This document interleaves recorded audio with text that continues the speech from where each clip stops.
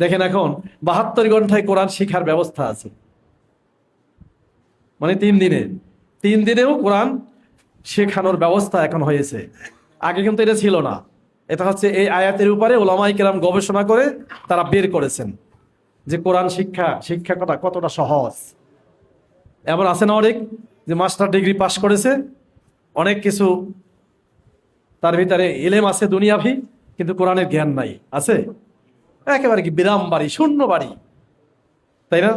কাজে আমি আপনাদেরকে অনুরোধ রাখবো, কোরআনের যাবতীয় মর্যাদা, গুরুত্ব, তাৎপর্য আলোচনা যত দীর্ঘ করেন না কেন, মূল হচ্ছে শাহরু রমাদান আল্লাজি উনজিলা ফিহিল কোরআন।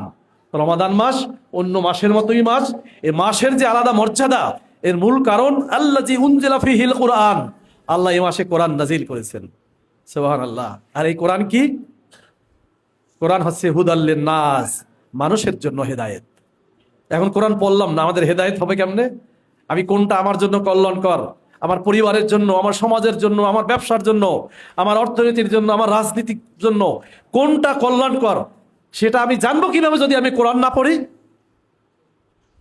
আমার এই কোরআনের ব্যাপারে আল্লাহ বলছেন, শুধু হেদায়েত বলিস ক্ষান্ত হননি, অবাইয়িনাতে মিনাল হুদা ওয়াল ফুরকান, এটা হচ্ছে সুস্পষ্ট আল্লাহর পক্ষ থেকে দেওয়া দলিল।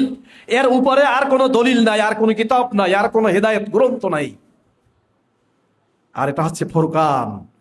ফুরকান আপনাকে বলে দিবে, পার্থক্য করে দিবে, স্পষ্ট করে দিবে যে কোনটা হক, কোনটা বাতিল, কোনটা আপনার জন্য কল্যাণকর, কোনটা অকল্যাণকর, কোনটা গ্রহণ করা যাবে, কোনটা যাবে না, সব বলে দিয়ে হয়েছে কোথায়? কোরআনে। আর এই কোরআনের বাস্তব অনুসরণ করেছেন মুহাম্মদ রাসূলুল্লাহ সাল্লাল্লাহু আলাইহি সাল্লাম। কাজে আমাদের কাছে দুইটা জিনিস আছে। তারাকতু ফিকুম আমরাইন, আল্লাহ রাসূল বলেছেন, কিতাবুল্লাহ ও সুন্নাতে রাসূল।